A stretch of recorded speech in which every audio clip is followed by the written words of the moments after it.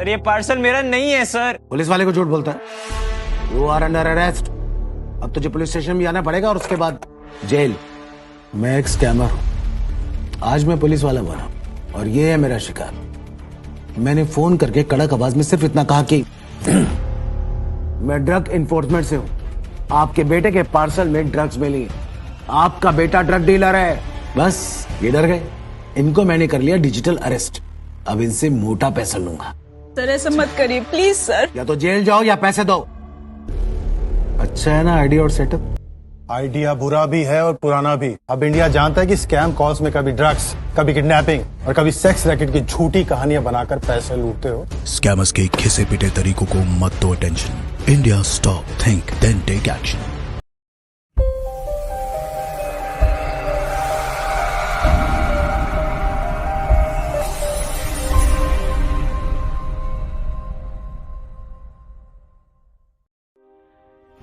जहां नारी को सम्मान और सीनियर सिटीजन के लिए शासन प्रशासन कई योजनाएं बनाकर उन्हें लाभ पहुंचाती है, वहीं एक वृद्ध महिला बड़नगर तहसील के 1 वर्ष से चक्कर काट रही है।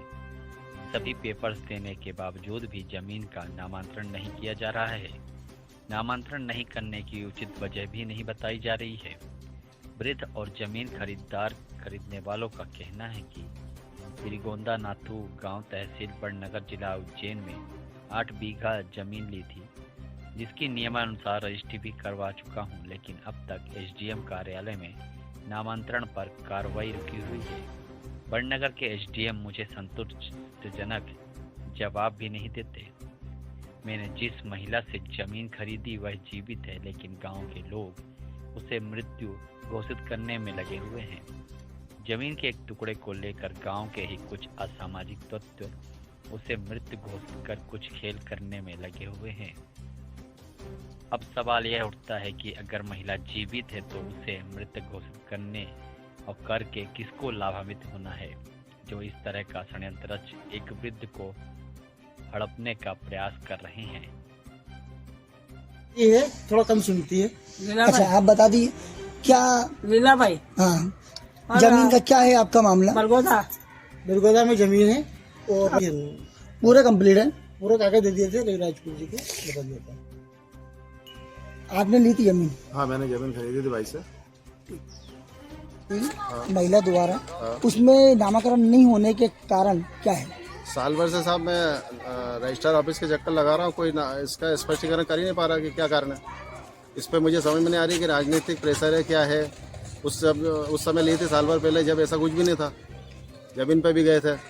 अब कुछ मालूम पड़ने में आ रहा है कि असामाजिक तत्व वहाँ पे कब्जा करने की कोशिश कर रहे हैं। तो वहीं गांव के ही हैं वो लोग और भाई को मृत घोषित कर रहे हैं। भाई जिंदा है।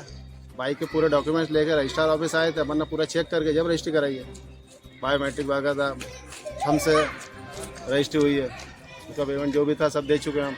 नामांतरण की स्थिति क्लियर नहीं हो पा रही, वो तो इतनी लंबी प्रोसेस है ही नहीं। क्या कारण है? इतना वक्त लग चुका है? साल भर हो चुका है साहब, परेशान होते होते। अधिकारी क्या कहते हैं? अधिकारी कुछ जवाब देने को राजी नहीं है, कोई स्पष्टीकरण करने को राजी नहीं है। जो भी मांगते हैं सब देते हैं। हमें समझ में नहीं आ रहा कि दस्तावेज में क्या दिक्कत है तो उसका बताएं। और दूसरे लोग झूठ सच करके उल्टे सीधे आवेदन फंसा जाते हैं और वो लंबी खिंचते जा रही है। नामांकन की प्रोसेस तो महीने भर के अंदर क्लोज हो जानी चाहिए।